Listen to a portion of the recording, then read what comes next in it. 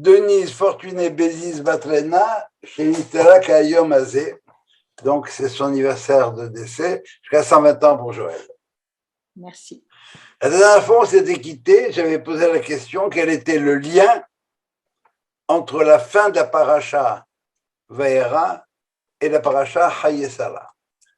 La fin de la paracha Vaera, c'est ce qu'on a appelé le sacrifice, la ligature d'Isaac. Et Hayesara, c'est la mort de Sarah. Et le Midrash vient me dit voilà. Ouais, bravo, historien, bravo Henri. Et le Midrash vient de nous dire, c'est que lorsque on est venu dire à Sarah que Isaac était quasiment mort, alors elle a eu une crise cardiaque et elle est morte. Donc il y a un lien à faire entre la mort de Sarah et la Hakeda. Est-ce que quelqu'un a une idée du lien qu'on peut faire? Non. Il y a l'élément naturel, c'est la mère pour son fils.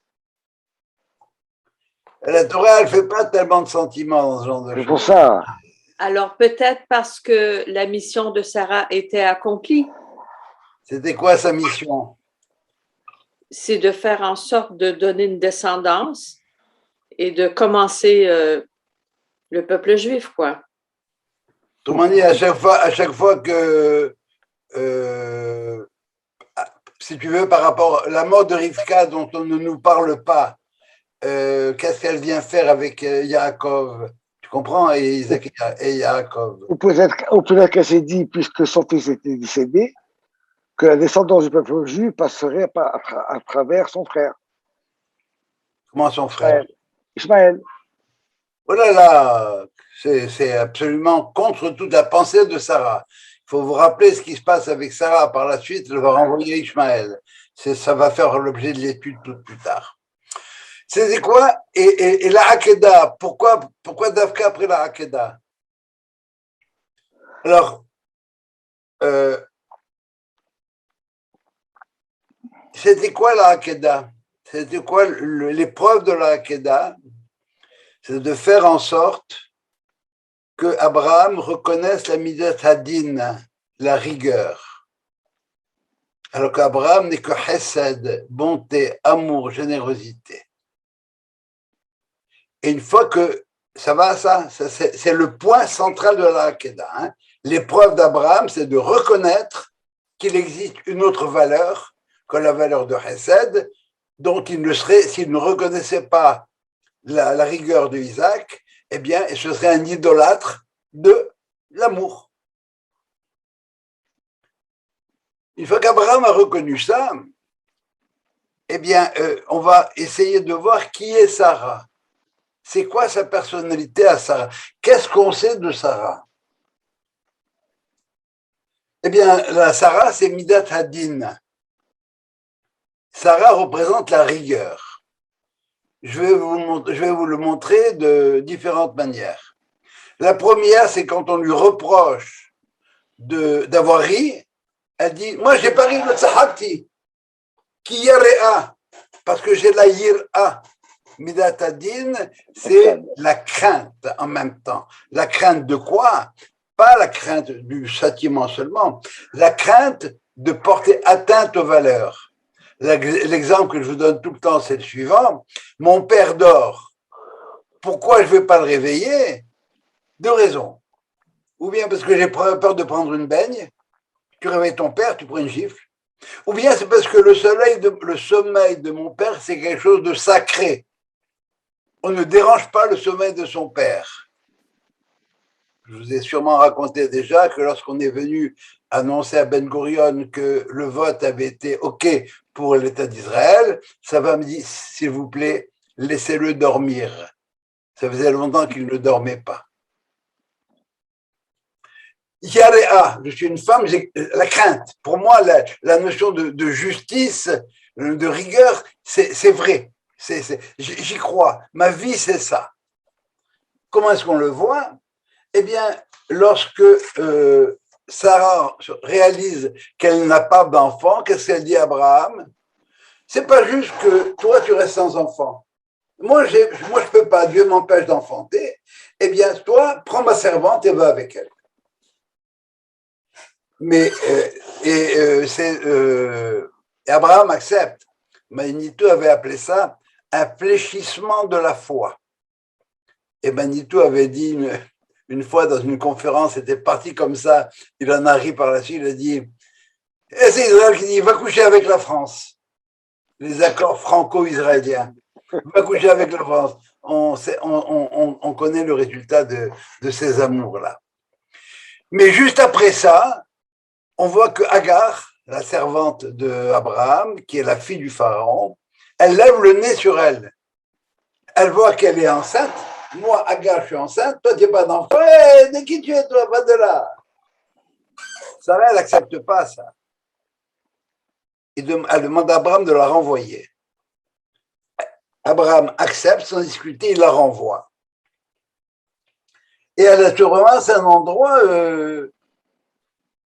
qui s'appelle Bé'er. Elle rencontre un ange qui lui dit, voilà, tu vas avoir un enfant, va t'excuser auprès de Sarah, tu vas avoir un enfant, tu vas l'appeler Ishmaël.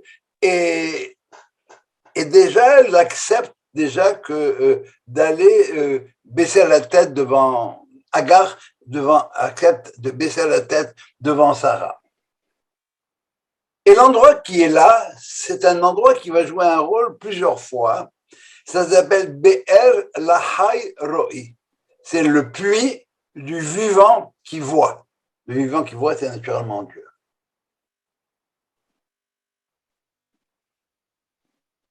Et lorsque par la suite, il y a le changement de nom, il y a la circoncision, on appelle le fils qui est né, on l'appellera Yitzhak, eh bien, elle voit... Quel changement de nom? Tu parles de Jacob, Israël? On parle de passer de Abram à Abraham et de Sarai à Sarah. On est toujours dans ces premières parachutes. Hein. On n'a pas encore commencé à parler d'Isaac et Jacob et Ésaü. Ça, c'est pour la semaine prochaine, peut-être. À un moment donné, qu'est-ce qu'elle voit? Sarah voit que le fils de Hagar la Mislite, il est Metzahek. Alors que Yitzhak, ça veut dire il rira au futur. Metzahek, c'est il rit au présent.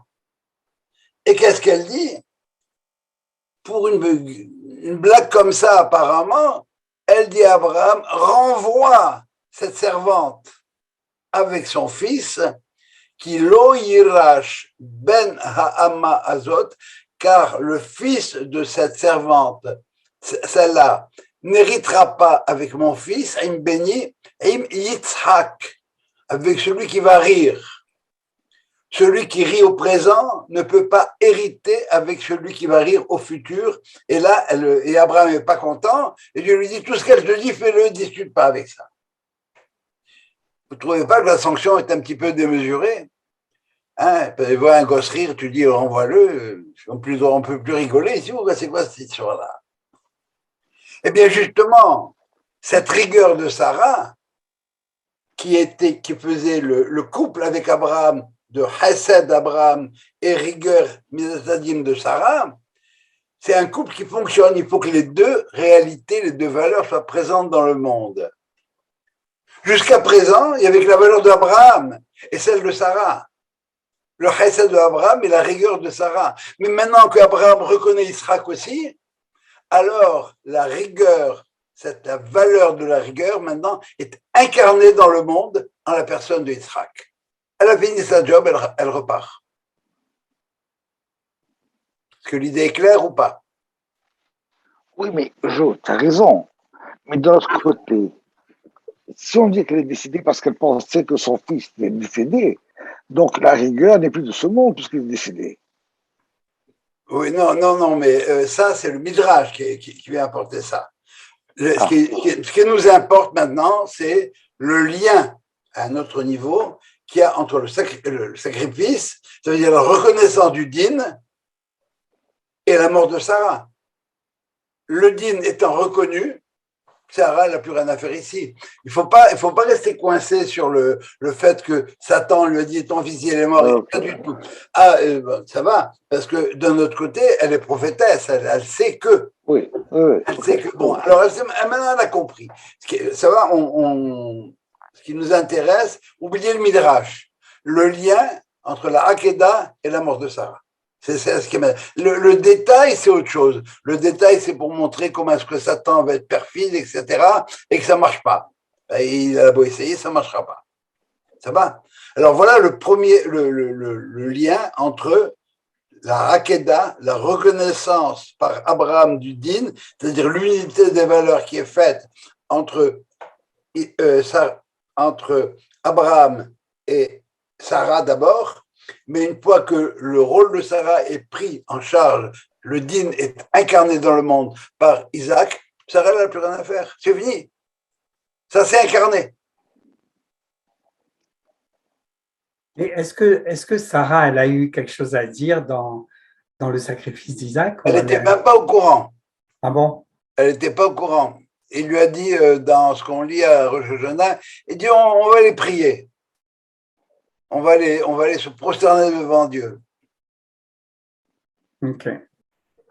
Ça va? Ouais. Juste après la mort de Sarah, il y a un deuxième thème qui va apparaître. C'est qu'Abraham veut s'assurer que son fils ne se marie pas avec n'importe qui. Alors il fait venir Eliezer, son serviteur, et il lui dit, voilà, tu vas me chercher une fille de là où je viens, de Haram. Les autres, c'est le Cananéen, etc. Il y a plus rien de cachère là-dedans. Dans ma famille, il y a encore des bribes qu'on peut sauver et va chercher ma fille là-bas. Alors, dans ce cas-là, c'est contraire à l'Echlecha. L'Echlecha, c'est va ton Dieu, la rejette tout ce d'où tu viens et tu repars à nouveau. Et là, maintenant, Abraham dit retourne d'où je t'ai rejeté pour récupérer quelqu'un. Non. Retourne à Haran. Retourne à l'endroit. Non. L'Echlecha, c'est décroche avec la civilisation de Nimrod. Décroche du concentrationnisme, du totalitarisme de Nimrod. Ils ont compris ça, ils partent, c'est Telach qui initie, le premier sioniste laïque, il initie ça et ils partent dans cette famille-là. Cette famille-là, c'est une famille qui venait déjà d'Eretz Israël à l'époque. Ça va? Donc il y avait quelque chose là-dedans qui était cachère.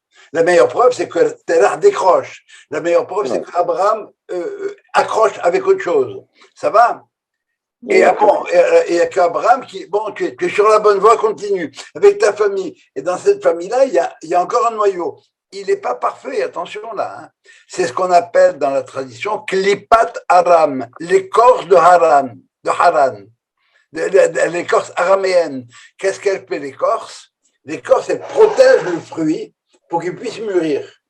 Mais lorsque le fruit est mûr, l'écorce doit s'éclater, s'écarter, pour laisser la place aux fruits. Maintenant, si l'écorce ne veut pas éclater, elle bouffe le fruit de l'intérieur. Alors, dans cette famille-là, il y a encore de l'espace pour ramener il y a un foyer, il y a des braises, il suffit de les ranimer. Et la meilleure preuve, c'est que Rivka va venir de là-bas, Rachel, Léa et les servantes vont venir de là-bas aussi. Donc, c'est un endroit où il y a encore quelque chose à sauver et il y a une matrice qu'il faut féconder. C'est clair que là, c'est bon? Oui. Alors, retourne là-bas, parce que si tu ne vas pas là-bas, mon fils, il va épouser une fille de Canaan. Et les Cananéens, c'est surtout pas. C'est pire que les Allemands en 49. Tu n'épouses pas une Allemande. Et tu n'achètes même pas une voiture allemande à l'époque. Ils ne connaissaient pas encore Mercedes. Ça va?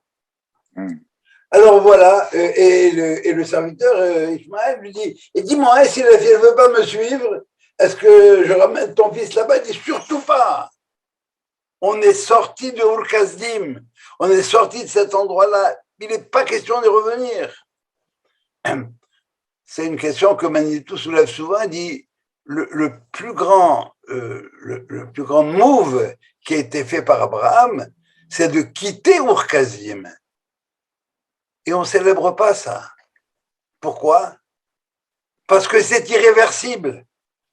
Une fois qu'on a quitté Ur-Kasdim, on ne retourne pas. On n'a plus le droit d'appeler Abraham, on n'a pas le droit de l'appeler Abraham. Celui qui appelle Abraham, il transgresse deux choses. Ton nom ne sera plus Abraham et ton nom sera Abraham.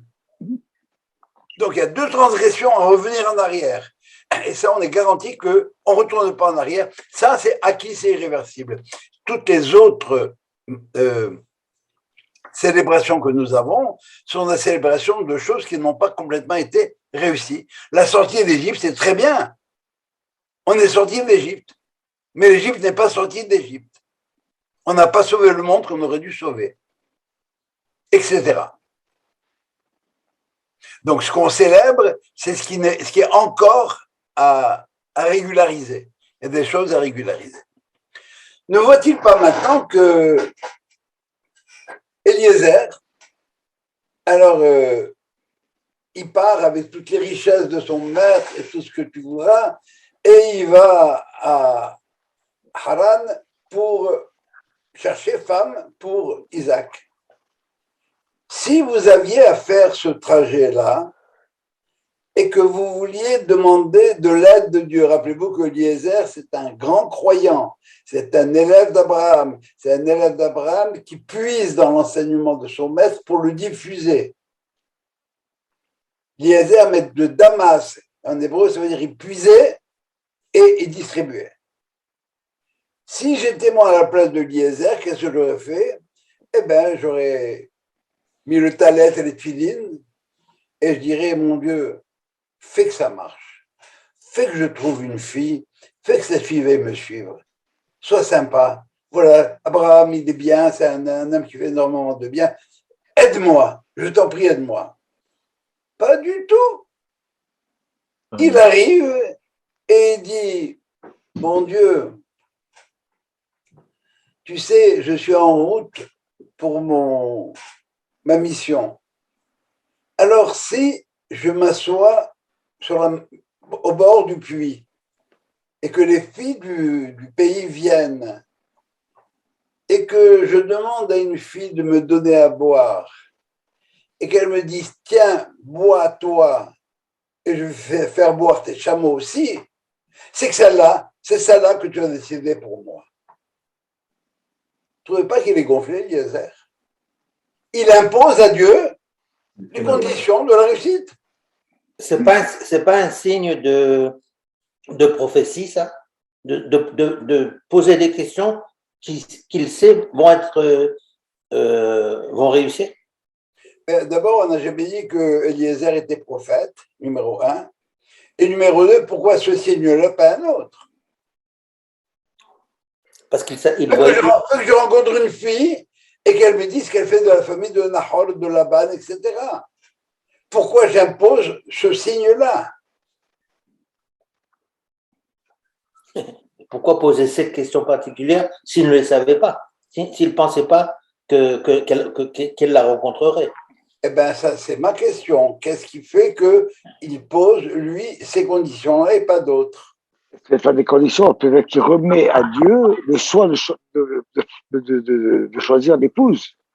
En disant ça, il lui remet. C'est plus, mais alors, choisis-la moi. Pourquoi je te dis ça et ça? Ouais. Envoie-moi la fille, fais réussir ma mission. Ouais. C'est clair ou pas? Alors, c'est quoi la réponse? Ah ben non, d'abord, on va assimiler la question. Et je crois qu'on va avoir une réponse. Oui, j'écoute. J'ai entendu quelque chose, Sarah, non? Oui. J'ai lu dans de la Chassidoute que Eliezer pensait que, vu que Yitzhak était de la dimension du 8, il faudrait trouver une âme sœur, Rivka, qui soit, il faudrait la trouver comme avec un chemin spécial. Donc, on ne pouvait pas la trouver avec, voilà, c'est son adresse. Il fallait que ce soit comme une façon un peu miraculeuse de la trouver. Bon, c'est très acidique, mais ça ne répond pas à la question. Pourquoi ce critère? Est-ce Pourquoi il que, dit pas est-ce qu'il ne voulait pas établir des conditions impossibles à Ah, remplir de façon à ce que la mission échoue? pourquoi il dit pas la quatrième fille qui vient, c'est celle-là? Non, il Parce se qu'Abraham, c'est rapporte, facile. à mon avis, il cherche la chassidoute d'Abraham dans la femme. Le recède, oui. Tu as Le presque recède. touché, Moïse. La capacité de recède. Ouais. J'ai pas compris. Tu as presque touché. Ah, j'ai presque touché. C'est quoi qu'on a dit juste avant pour Abraham et Sarah? Il fallait que le couple soit un couple qui se balance. D'un côté, le Hesed d'Abraham, et de l'autre côté, le din de Yitzhak. Et de Sarah, pardon. Qui maintenant est pris en charge par Yitzhak. Oui. Donc Yitzhak, c'est Midat Hadin. Il faut le compenser par quoi? Par de Hesed. Et il a paix, il demande à Dieu de lui donner une femme qui ait les qualités de Hesed pour pouvoir accompagner le din de Yitzhak. C'est ça. Et le Hesed, ça s'appelle comment? Ça, c'est une blague, hein? Ça s'appelle Gemilut Hasadim. Gemilut Hasadim. Dans le Gemilut, vous avez le mot Gamal, qui veut dire chameau, qui fasse du Hesed même avec les chameaux. Et elle a donné à boire à des chameaux. Le Midrash raconte que ça a pris des heures et des heures, parce qu'un chameau, ça boit beaucoup. Donc voilà, on a exactement le même problème qui intervient, c'est que il faut contrebalancer. Il faut que le couple ensemble, le couple comme entité, puisse être un couple qui est dirigé vers l'unité des valeurs. Et ça vous explique naturellement maintenant pourquoi. Yaakov, qui va avoir les deux dimensions d'amour et de rigueur qu'on appelle la miséricorde, il a deux femmes.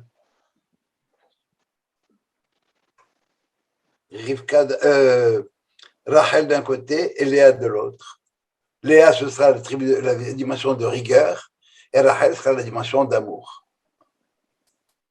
Et deux autres? C'est le contre-pied de chacune qui est pour atténuer chacune de ces dimensions-là. Ça, c'est une étude qu'il faut faire à part. Hein. Elles ne prennent pas tout, mais il y a une dimension qui provient de l'extérieur. Ça vient de l'extérieur. Mais ça, c'est à l'intérieur. Ça va? Elles ne sont pas complètement dégrossies. Voilà. Je vais vous dire quelque chose que je ne pourrais pas expliquer. Mais je vous le dis quand même. Si vous prenez le mot Israël, on retrouve dedans le nom des patriarches, les initiales des patriarches et des matriarches. Le Yud, c'est celui de Yitzhak et de Yaakov. Le Shin, c'est celui de Sarah. Sarah, ça va, Shin? Ouais. Resh, c'est Rachel, Rivka. Aleph, c'est Abraham. Et Lamed, c'est Léa. Et je vais me dire les deux autres. C'est Bilha et Zilpa. Alors, je vais vous citer Manitou, parce que je n'ai pas le choix. Le Zilpa et Léa, ça fait Zav. Zilpa, Zaïn, et Bet et Bilha. Et Zav, c'est quelqu'un qui a, on voit dans le Lévitique, quelqu'un qui a des pollutions nocturnes ou des écoulements, voilà. Alors, ça veut dire qu'il donc il y a des tribus avec certains niveaux, bien sûr, ils sont tous cachers, mais la cacheroute, ils l'ont acquise, alors que pour Bila et Zilpa, ça reste problématique. Je peux pas vous en dire plus parce que je sais pas. C'est pas de la coquetterie, je ne sais pas. Mais dans Israël, on a les trois patriarches, les quatre matriarches, et pourquoi on ne parle pas des deux autres? sont quand même ça va, mais c'est parce qu'il y a des têtes de file dans les tribus. D'un côté, le tête de file de Léa, c'est Yehuda, et la tête de file de Rachel, c'est Yosef. Et on verra les problèmes qu'il y a entre les deux. Sur les deux têtes de file, les autres sont là, mais bon, ils sont là. Ils sont là, mais pas au même niveau, ni que Yosef, ni que Yehuda. On parle du Mashiach ben Yosef, Mashiach ben Yehuda, Mashiach ben David, mais c'est cette même idée-là.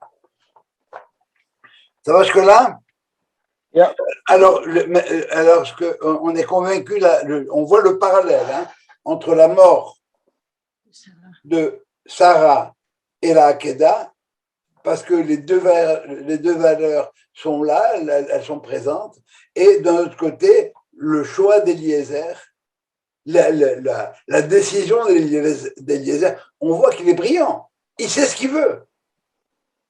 Maintenant, est-ce qu'il aurait dû le demander comme ça à Dieu? Ça, c'est à discuter. Et il y a des rabbins qui ne sont pas du tout d'accord avec le fait, avec cette demande-là. Comme il y en a qui dit, elle aurait pu arriver bornée boiteuse, mais elle fait ça, donc tu embarques. Bon, alors c'est pas le cas. Voilà. Alors, si vous voulez, on se rappelle que l'endroit où Agar, qui était enceinte, a été jetée, elle a appelé, lorsque l'ange l'a vue, elle a appelé cet endroit Be'er Lahai Roi, le puits du vivant qui voit. Et lorsque Eliezer revient avec Rivka, le texte nous dit Yitzhak ba mi Be'er Lahai Roi, il vient de cet endroit-là. Et Rachid tranquillement nous dit oui, il est allé chercher Agar. Il était allé chercher Agar. Pourquoi? Eh bien, parce que si c'est que Agar est capable de faire teshuva. Le père, Abraham, s'occupe de marier son fils Isaac, et Isaac, il ne veut pas que papa reste tout seul, il va rechercher une femme qui est adéquate, qui est bonne pour ce qu'il lui faut. Quelqu'un avec qui il peut s'entendre. Et par la suite, on va nous dire que cette femme-là s'appelle Ketura, et Rachid va nous dire tranquillement, c'est Agar. Pourquoi on l'appelle Ketura? Parce que comme Ketura, c'est comme l'encens Ketoret, Ketura, alors ses actions étaient bonnes. Ou bien encore, que ça c'est un jeu de mots avec l'araméen, encore qu'elle s'était fermée à tout autre homme, elle attendait Abraham. Elle est restée, elle attendait Abraham. C'est lui ou personne d'autre.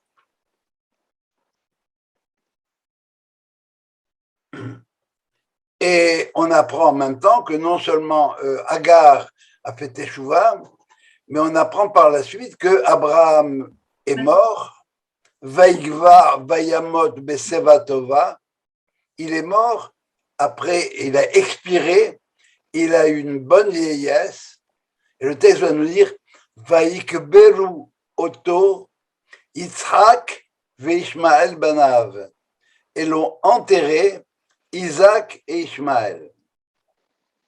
Et Rachid tranquillement va nous dire, de là on apprend que Ishmaël a fait Teshuvah. Il a fait Teshuvah, où ça? Au caveau de Marpella, qu'on avait acheté comme tel pour enterrer Sarah, première prise de position. Et le lien entre Sarah et Israël, la terre d'Israël, est un lien très fort. Vous vous rappelez comment s'appelait Josué? Il s'appelait Hoshéa. Et le texte nous dit, Moïse l'a appelé Yehoshua, celui qui va délivrer. Et on nous dit tranquillement en passant, le Yud de Yoshua, c'est le Yud de Sarai qui est parti. Donc on a déjà l'amour de Sarah, l'amour quasiment ontologique entre Sarah et Yoshua, entre Sarah et la terre d'Israël. La première prise de possession d'Edress Israël qu'on a acheté, on a acheté un pays qu'on nous a promis, mais on l'a acheté quand même, c'est où? C'est en Eretz Israël. C'est à partir de Sarah qu'on a une mainmise sur le territoire d'Eretz Israël, qu'on a légalement qu'on a acheté. Excuse-moi, Jo. Ne dit-on pas que dans le Maharat HaMachpelah, il y a aussi Adam et Ève? Oui. C'est bon. J'ai pas développé ce thème-là. C'est pourquoi est-ce qu'Abraham voulait absolument avoir cet endroit-là. C'est parce que une fois, il courait après un petit agneau, et puis il est rentré là-dedans, il a vu les deux corps. Autrement dit, ce qu'Abraham veut faire, c'est qu'il veut prendre la suite. Il veut prendre la suite de la mission de Adam et Ève pour lesquelles le monde a été construit. Le monde a été construit pour l'homme. Adam et Ève n'ont pas réussi leur mission complètement. Et le texte nous dit Vaikbor et Saraishto. Ça veut dire qu'il a avec et, il a dû enterrer encore Ève. Pourquoi? Parce qu'Ève s'est levée, elle dit non. Moi, j'ai fait une faute. Je ne peux pas être enterré à côté d'une sadéquette comme ça. Et Abraham lui dit t'inquiète, maintenant, on prend en charge la suite. Donc, jusqu'à présent, Ephron, qui veut dire le poussiéreux, est en charge de tout ce qui se passe depuis Adam Arishon, et maintenant, il passe le relais à Abraham, qui va, lui, avec Sarah, Israël, Rivka, Yaakov et Léa, ils vont continuer la suite. Ça va, Moïse? C'est clair? Non, c'est parce que tu as dit qu'il a acheté Meharat HaMachpelah pour enterrer sa femme, mais il y a une intention derrière le choix. Mais c'est ce que je viens de dire. Oui, j'ai compris. L'intention, c'est que je poursuis la mission de Adam, qui jusqu'à présent n'a pas été prise en charge par quelqu'un qui valait la peine. Et c'est pour ça qu'il voulait cet endroit-là et pas un autre. L'étude des tractations avec Ephron montre bien cette chose-là. C'est bon jusque-là? Jo, Ouais. combien d'années entre l'histoire du tombeau qu'il avait acheté et l'enterrement de Sarah? Non, il a acheté le tombeau pour l'enterrer. Pour enterrer. Non, oui, d'accord, non, mais pour enterrer Sarah, il a acheté le tombeau à Machpelah. Mais quand tu dis entre Adam et Ève et À peu près 2000 ans. Ok. Ça va? Ok. C'est pas Ça veut dire beaucoup. que les 1000 premières années entre Adam et Noé, c'est en gros, hein, mais je pourrais donner des détails, mais Il y a eu le déluge. tu as encore 1000 ans entre Noé et Abraham. Ça va? Ouais. Ah oui, non, ça va pas vite, c'est très lent. Alors, si vous voulez, maintenant, ce que je voudrais vous suggérer, c'est d'étudier ce passage qui nous dit que Sarah a vu le fils de Hagar, l'égyptienne, Metzahek. On sait qu'elle va faire tchouva. On sait, la Torah nous dit, la Torah nous garantit que Ishmaël va faire tchouva. Mais ce n'est pas encore réglé. On est en plein dedans. Qu'est-ce que ça veut dire qu'elle a vu Ishmaël Metzahek? Eh bien, ça veut dire quoi rire? Si je ris maintenant, c'est que je suis satisfait de l'état du monde. Il ricanait, il était moqueur, il avait un rire moqueur. Il y a plusieurs dimensions là, mais quelle que soit l'intention du rire, l'expression du rire, c'est les Midrashim disent, ils se moquaient de Isaac en disant que lui, il allait hériter, c'est lui l'aîné, il allait hériter du monde futur et que Isaac serait mis de côté. Et à ce moment-là, la Tosefta, le Talmud vient de me raconter une histoire pas possible qui met en jeu Rabbi Akiba et Rabbi Shimon Bar Yochai, Rabbi Shimon Bar Yochai était l'élève de Rabbi Akiba. Rabbi Shimon Bar Yochai dit la chose suivante. Il dit Rabbi Akiba a enseigné quelque chose à propos de ce rire-là et je ne suis pas d'accord avec lui. Alors voilà ce qu'a enseigné Rabbi Akiba. Rabbi Akiba disait, il a vu Metzahek en train de rire au présent. Manitou donnait l'image de ce rire au présent comme étant le rire de Gamal Abdel Nasser lorsqu'il a annoncé la nationalisation du canal de Suez. Et le canard enchaîné avait titré le rire carnassien, un rire carnassien de Gamal Abdel Nasser. Vous savez, ce rire grossier, celui qu'on trouve dans les films, dans les séries, quand le chef de la mafia il est là et qu'il s'éclate, le rire grossier. Ça veut dire quoi, rire au présent? Ça veut dire être content de l'état du monde.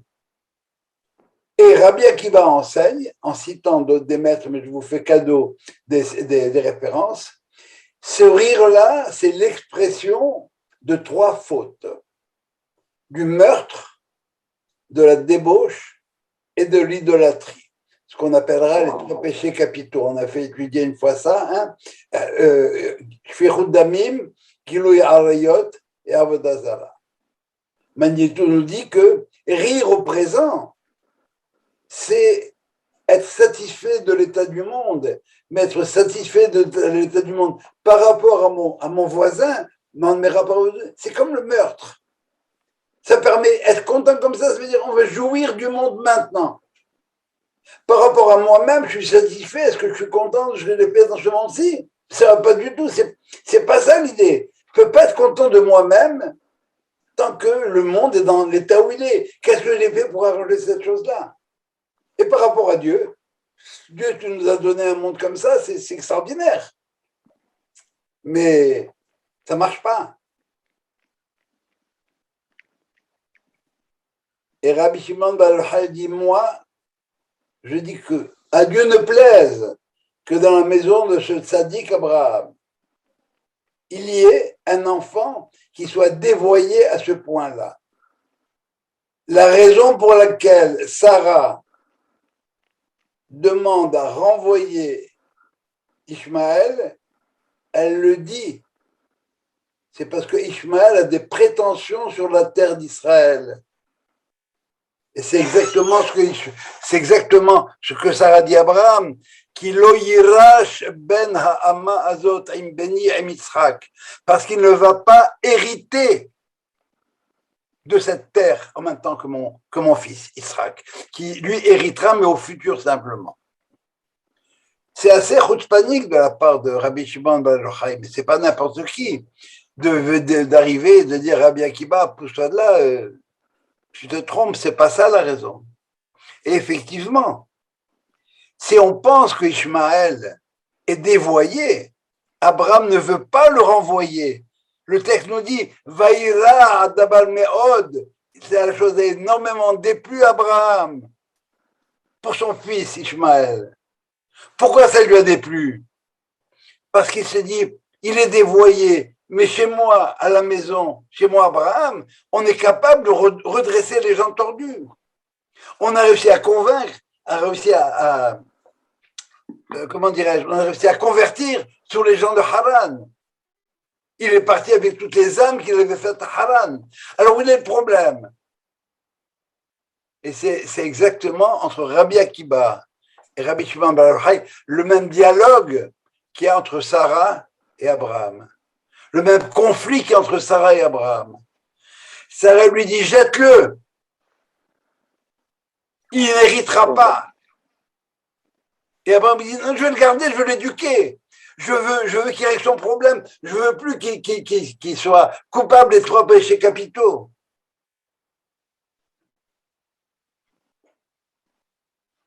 Et effectivement, la teshuva finale de Ishmaël,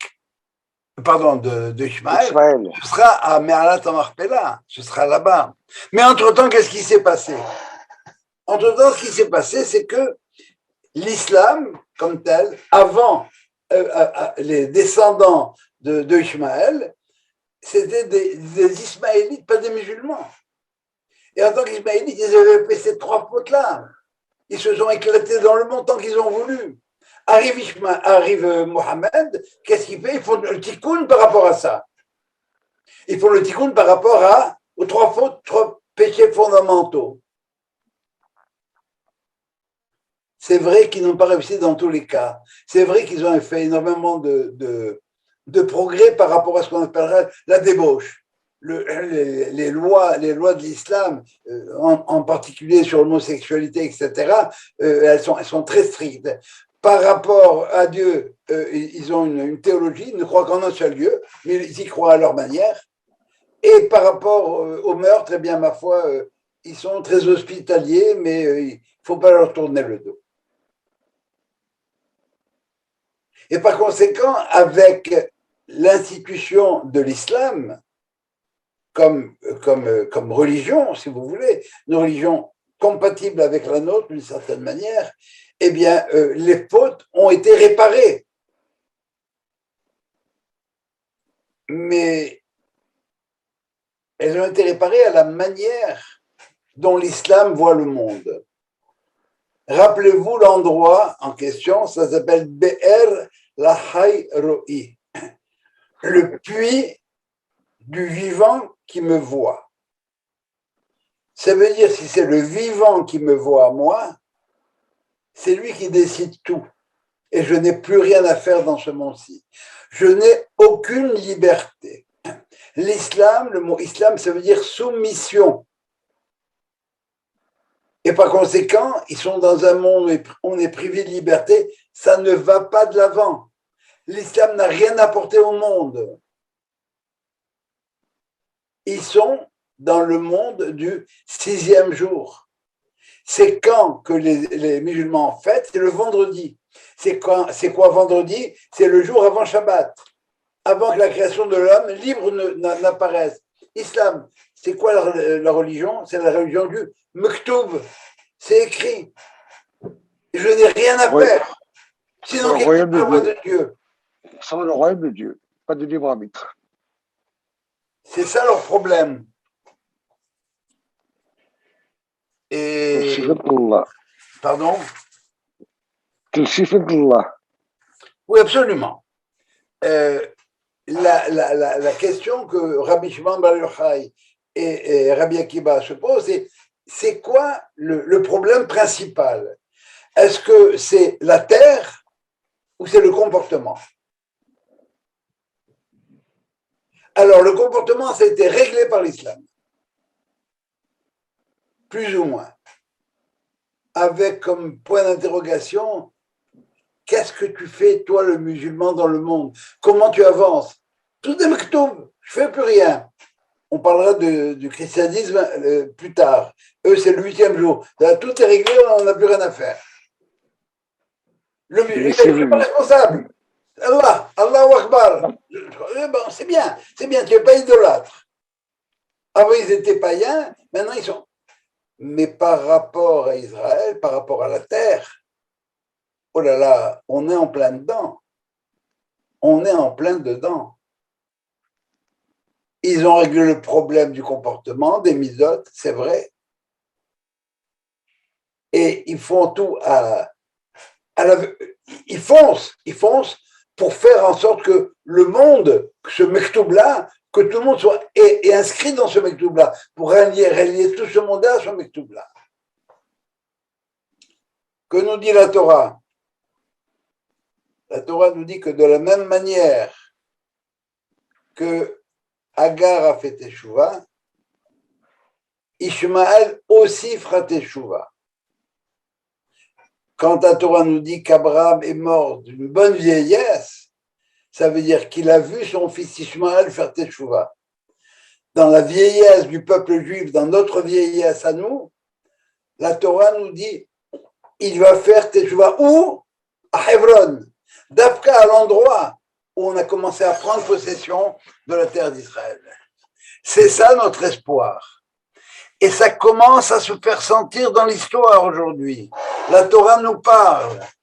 Les accords de paix avec l'Égypte et avec la Jordanie, c'était des accords de paix, c'était tactique. Mais les derniers accords qu'on a eus avec Barneim et avec le Maroc, et celles qui sont en train de se faire, c'est plus tactique, ça. qui commencent à sentir qu'en Israël, il y a quelque chose à aller chercher.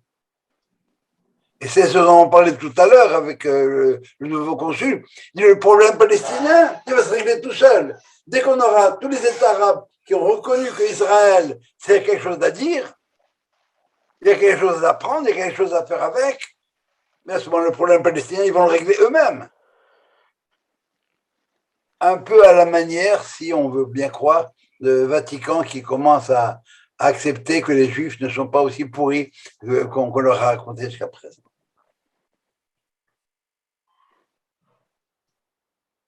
Le problème de la Terre est entier et on est en plein dans, si vous voulez, dans la résolution de ce problème-là. Israël aussi n'a pas réglé son problème, by the way. Hein. On n'est pas complètement dégagé de toute responsabilité. On est encore là, il y a du travail à faire.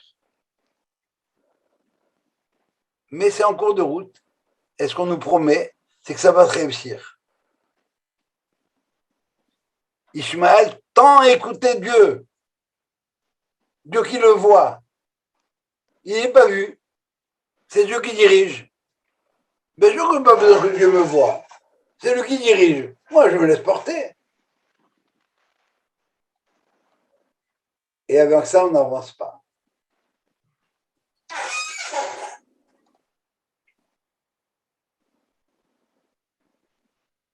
Alors, de même, comme je vous l'ai dit, de même qu'Abraham a eu une bonne vieillesse, son peuple aussi.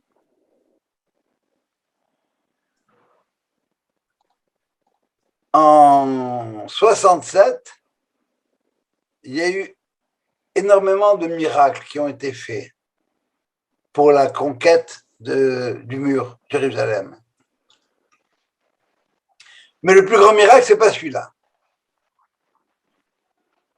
Vous savez par qui est-ce que la ville de Hébron a été conquise? Oui ou non? Vous ne savez pas.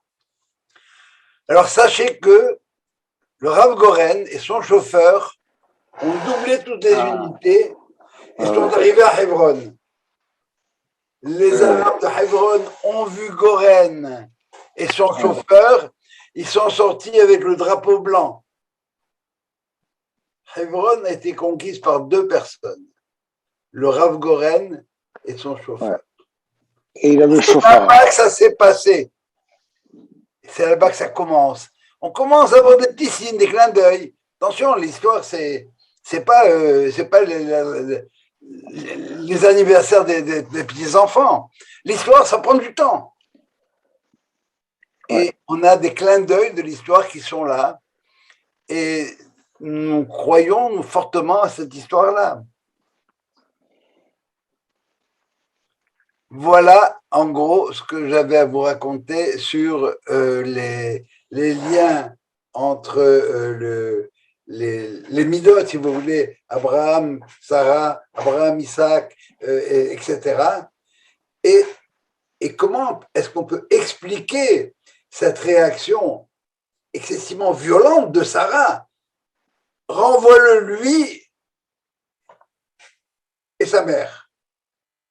Kilo Yirash ben Amazot, parce que le fils de cette servante-là, Aïm béni avec mon fils, et elle ajoute Aïm Yitzhak.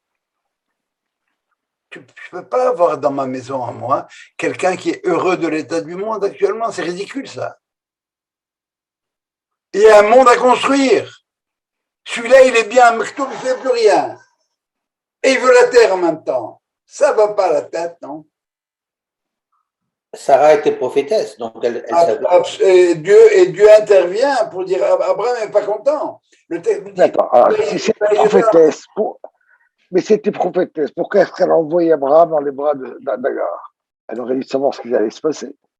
Et ça veut dire qu'on n'est pas prophète en permanence. Un prophète, c'est quelqu'un qui reçoit la parole de Dieu et qui la diffuse. Tant que Dieu ne te parle pas, tu ne peux pas deviner. Tu devines. Tu es un porte-parole. Tu es un porte-parole. Bon, bien sûr que tu as ce qu'on appelle le Kodesh, tu as des façons de penser, etc. Mais ça montre, si vous voulez, cet exemple-là de va coucher avec la France, ça montre le dévouement de Sarah. Au nom de la rigueur, de la justice, je serais injuste qu'Abraham reste sans enfant. Et peut-être que les voies du Seigneur passent aussi par cet enfant-là. S'il avait su se comporter, il aurait eu sa place. Dieu aurait dit à Abraham, tout ce que te dit Sarah, écoute-la, parce que ta descendance passera par Isaac. Mais Ishmaël, je n'ai pas oublié, ça va être un grand peuple.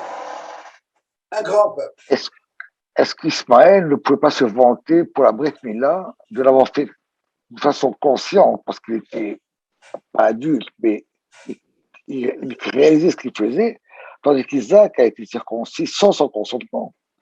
Donc il y a déjà... C'est l'argument de nous sommes Israël par l'esprit et vous êtes Israël par la chair. Par l'esprit, nous les chrétiens, on a accepté volontairement les commandements de etc. Ça va? Et c'est par l'esprit. Vous êtes juste circoncis. Mais vous n'avez pas cru en notre sauveur. Non, mais non, ça c'est le christianisme. Je parle de l'islam, je parle de Israël. C'est le même argument. C'est l'argument, et c'est pour ça que c'est grâce à cette bride que Ishmaël a eu accès, il a eu souveraineté sur la terre d'Israël. Il a eu son moment. Mais qu'est-ce qu'il en a fait? Joe? Oui. Oui.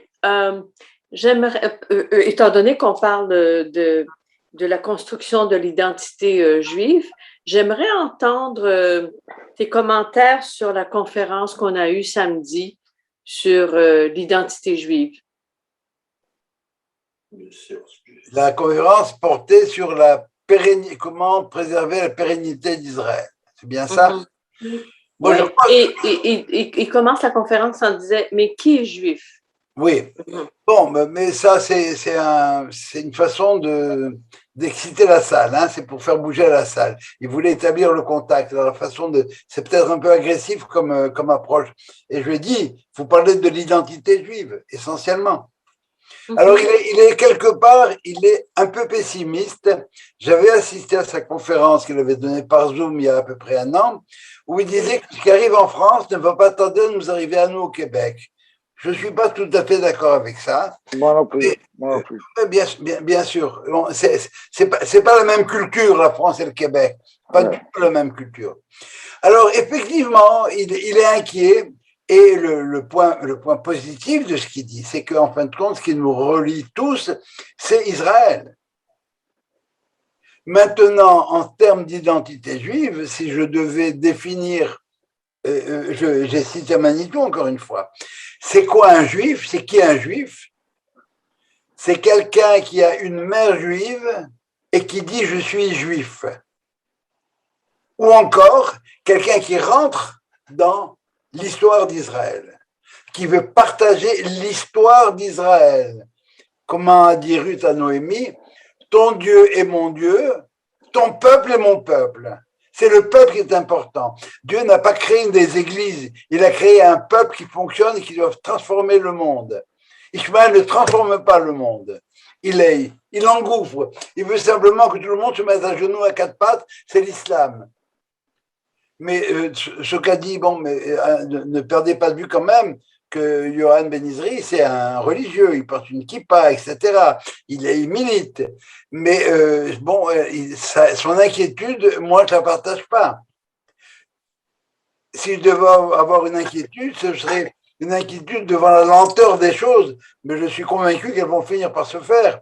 Et c'est comme ça que j'ai conclu en lui disant Netzach Israël lo yishaker. L'éternité d'Israël ne sera jamais démentie. Combien de fois à travers l'histoire, on a pensé que la fin du peuple juif, la mort du peuple juif, c'est pas le cas. Le peuple juif est encore vivant et n'a jamais été aussi vivant au point de vue Torah. Le Rav Ovadia Yosef disait qu'il n'y a jamais eu un moment de l'histoire. Il y a eu autant de Torah qui se brassait dans le monde, et en particulier en Israël. Le monde des yeshivot, par des yeshivot harédites, est de l'ordre 10 à 15% de la population d'Israël. C'est énorme. C'est énorme. Un demi-million de gens qui sont dans les yeshivot, et beaucoup plus ailleurs. Alors, effectivement, c'est du marketing, ça. Comment garantir la pérennité d'Israël? Bon, mais alors qu'est-ce que tu fais là où tu es, en Israël à ce moment-là? Non, c'est vrai, c'est Israël qui nous rattache.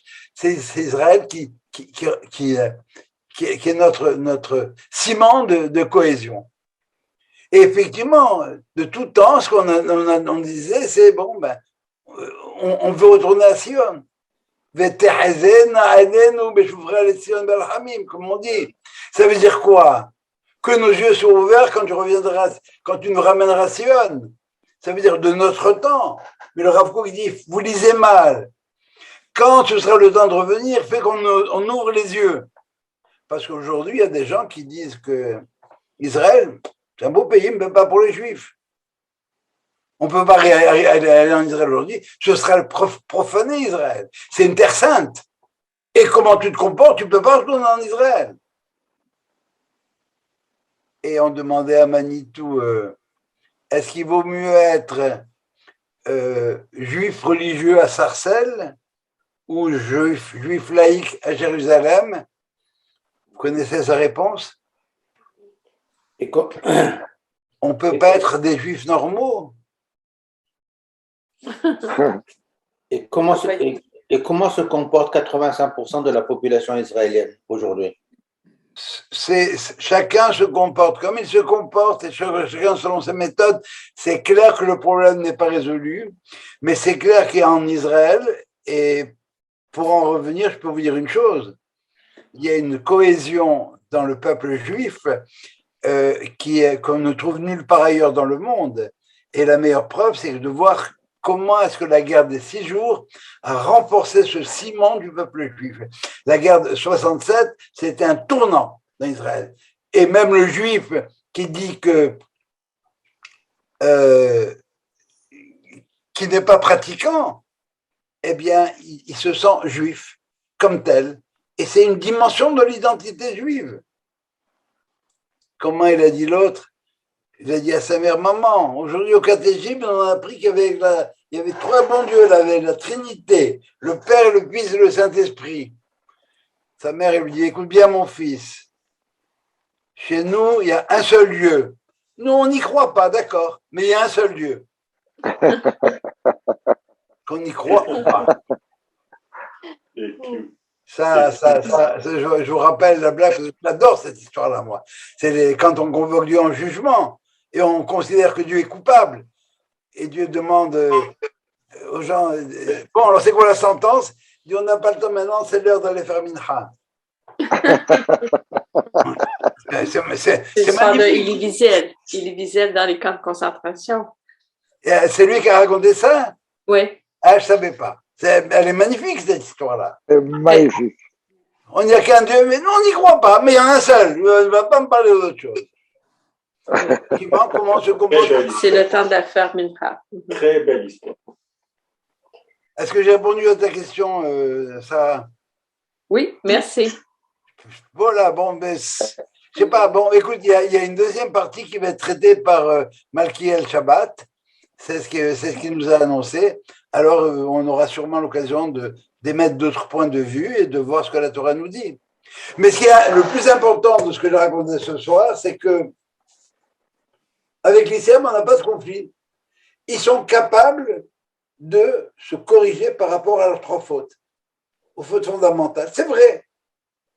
Ils sont en train de le faire avec plus ou moins de succès. C'est vrai. Mais il y a un problème qu'ils n'ont pas encore résolu. C'est leur rapport avec Israël. Comment il dit Manitou? Avec l'islam, on nous conteste la terre. Avec le christianisme, on nous conteste le ciel. L'horizon. On est dans le Twilight Zone.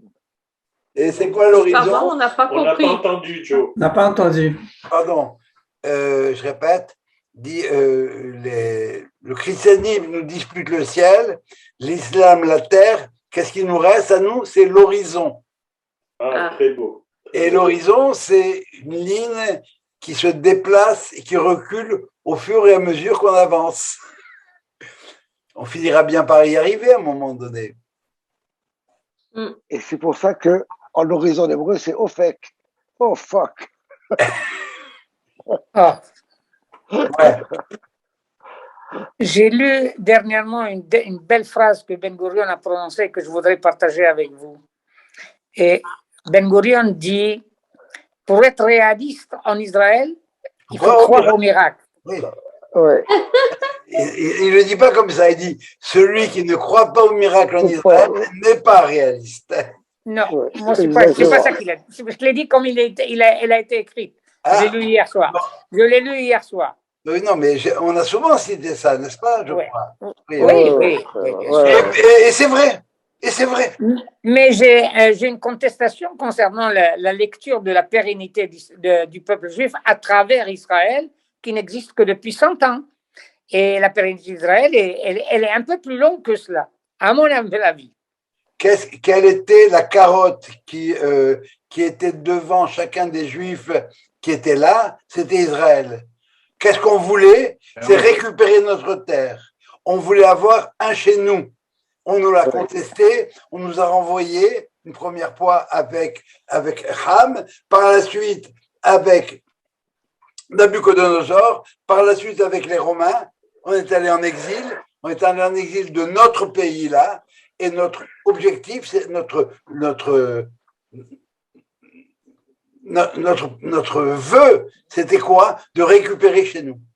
Oui, mais Attends, le scénario de tous les prophètes, c'est le retour. Alors il n'a rien trouvé tout seul, qu'Israël. C'est le propos de la Bible. Non, mais il n'a jamais prétendu avoir trouvé quelque chose. Non, mais quand il dit que l'avenir passe par Israël, mais welcome to the movie, je vais dire. Mais probablement que dans le monde dans lequel il vit, Israël, c'est pas une garantie. Ben, Israël, c'est sûr que c'est pas une garantie. Non, encore une fois, dans le monde dans lequel il vit, Israël, c'est un épiphénomène et qui probablement est contesté par bien des gens. D'accord, mais c'est le scénario biblique. On parle de scénario juif, de scénario de troisième temple, de scénario de Reshit Simchat Geoula. Ça passe par ça. Absolument, mais il a jamais dit le contraire. Ouais. Il a dit ça et il l'a pas inventé il a dit, je crois, à un moment donné, et c'est ce à quoi tous les prophètes d'Israël, tout le monde aspire et nous promettent. C'est la promesse d'Abraham, c'est la terre et la descendance. C'est-à-dire que c'est vrai qu'en Europe aujourd'hui, ou aux États-Unis aujourd'hui, l'avenir du peuple juif est très facilement remis en question parce qu'on voit que les Juifs disparaissent. Pas du tout. Il faut accepter la diversité et le morcellement du peuple juif. C'est notre façon d'être, Memchelet Kohanim. Mamlechet Kohanim. Mamlechet Kohanim, pardon. Non, mais attends. Un rapport avec nation de prêtres et un peuple qui disparaît. Non, il ne disparaît pas, il ne disparaîtra pas. Nous sommes obligés d'être parmi les peuples pour porter le message, pour faire porter. Même pas. Non, mais ok, je veux bien qu'on porte le message. D'abord, il faut porter le message. Et il y en a Chacun le porte à sa manière. Chacun le porte à sa manière. On n'est pas obligé de le porter avec pas encore moins avec une barbe. Oui, non, justement. Il faut porter le message. Mais c'est la question. Une seconde. Oui. Oui, Arthur, qu'est-ce que tu voulais dire? Il faut voir ce qui se passe dans les universités avec des juifs qui ne se revendiquent pratiquement même pas de leur judaïsme. Encore une fois, on est en marche vers un processus. On a eu toutes sortes de catastrophes, c'est clair. Mais bottom line, aujourd'hui, en 2021, Israël est là. Et il est présent sur la... C'est quoi ce petit pays de 8 millions d'habitants? On est d'accord. C'est quoi ça? On est en route. Et si on n'est pas... Et si on n'est pas Enfin. capable, c'est ça ce que dit, on dit dans la prière tous les jours. Vetechezena ainenu. Et qu'on ouvre les yeux. Ça veut dire quoi ouvrir les yeux? Ouvrir les yeux, ouvrir l'esprit. Regarde ce qui se passe. On est un épiphénomène. On fait partie des dinosaures, mais les dinosaures ont disparu. Nous, on est encore là. D'accord. Et on est en route. On est en route. Si on ne voit pas qu'on est en route, si on ne voit pas que la Torah nous parle, si on ne comprend pas ce qui s'est passé à Hebron avec le Rav Goren, si on ne comprend pas ce qui s'est passé quand le roi Hussein de Jordanie, en 67, soudain, il a décidé de rentrer dans la bagarre, qu'est-ce qui se passe? Toutes les lois de l'histoire de l'évolution de l'homme ont été bafouées. Israël est un épiphénomène. Il n'y a rien de comparable avec Israël. Et on est là. Et on avance. Et on le voit tous les jours qu'on avance. Ça nous embête. D'accord, mais ça nous embête quand même de voir ce qui se passe aux États-Unis. Mais bien sûr. Ça nous embête beaucoup.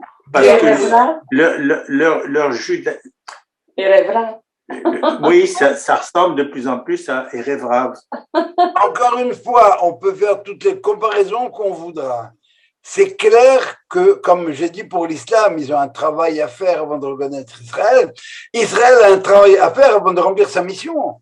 Et par conséquent, on est en terrain montagneux, avec des plus et des moins, mais le feeling de 2021 comparé au feeling de 1947, ça n'a rien à voir.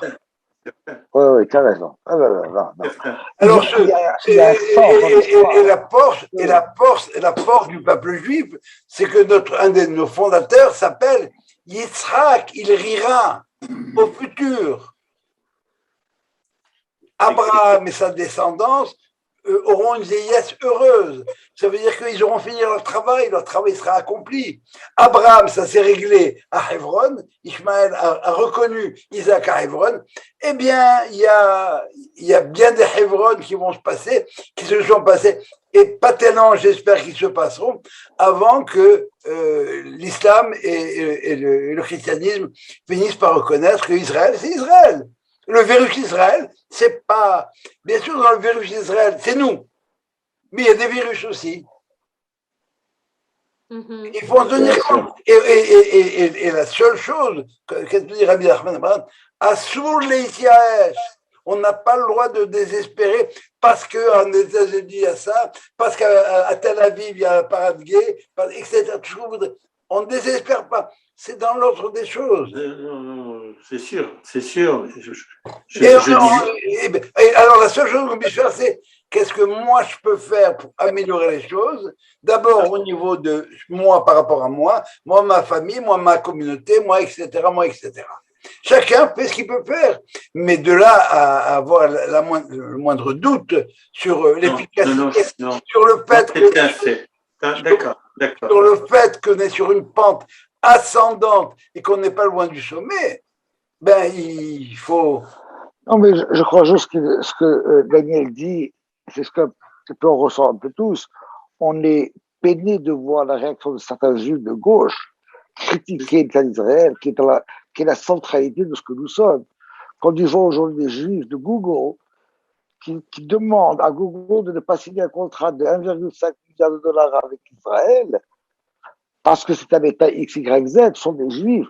C'est ça qui nous désespère. On attend ça un petit peu.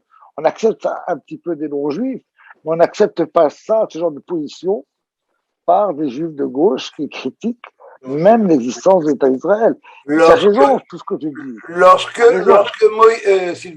Lorsque Moïse, envoyé par Dieu, arrive en Égypte avec Aaron, son frère, qui va l'accueillir et l'embrasse. Ouais. Ils vont faire un discours au stade olympique du Caire et ils convainquent tous les anciens d'aller avec eux et ils arrivent en grande délégation vers le palais du pharaon. Sauf que à l'entrée du palais du pharaon, il n'en restait que 2, Moïse et Aaron. Les autres ont débarqué en cours de route. Tu as raison, tu as raison. Mais il ne faut pas désespérer. Et c'est ça ce qu'on nous promet. Ishmaël va faire teshuva. Voilà. Merci beaucoup, Joe.